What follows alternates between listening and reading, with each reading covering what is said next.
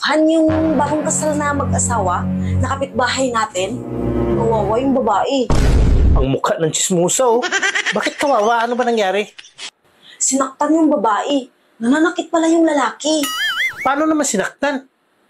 Kawawa naman. Tsaka bagong kasal pa sila? Oo, bagong kasal sila. Pero hindi ko nakita kung paano sinaktan. Bakit? May pasa ba yung babae? Hindi ko rin nakita kung may pasa. Paano mo nasabi na nanakit yung lalaki? Eh, hindi mo naman pala nakita. Pagdaan ko kasi kahapon, narinig ko ang sabi ng babae. Huwag mo ipalok-palok sa mukha ko.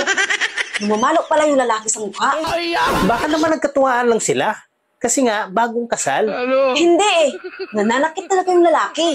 Napaka-tsismusa mo talaga. Eh, hindi mo nakita na nananakit yung lalaki.